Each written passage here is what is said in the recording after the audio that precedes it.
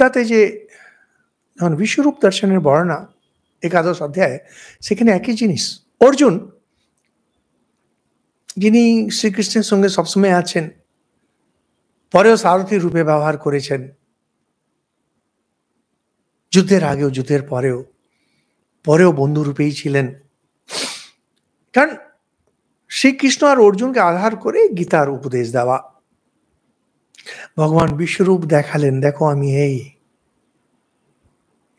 গীতা একাদশ অধ্যায় খুব সুন্দর বর্ণনা আছে ভগবানের। অর্জুন কাঁপছেন ভয়চুরি, ক্ষমা চাইছেন, আমি এতদিন আপনাকে বন্ধু রূপে এভাবে আহার শয়্যাসন ভোজনেষু, আপনাকে আপন মনে কত। তাতে ভগবানের বিকরাল রূপ, কালোস্মি লোকক্ষয় কৃত প্রবৃদ্ধ।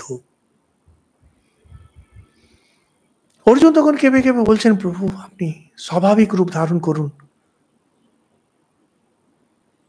ভগবান তখন আবার,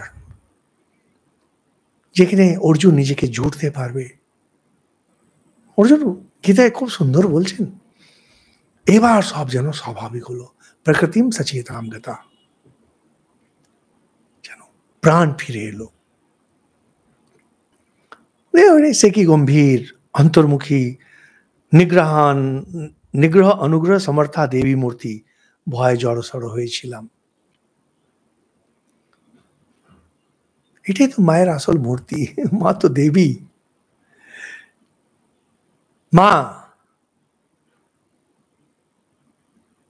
মাকে যেভাবে আপনি ডাকুন, মা তো সেই পার্বতী, মা সেই কালী, মা সেই দুর্গা, মা সেই শক্তি, যে শক্তি দিয়ে বিশ্ব ব্রহ্মাণ্ড চলছে। ভগবান যে বিশ্বরূপ, মায়েরই রূপ। এটা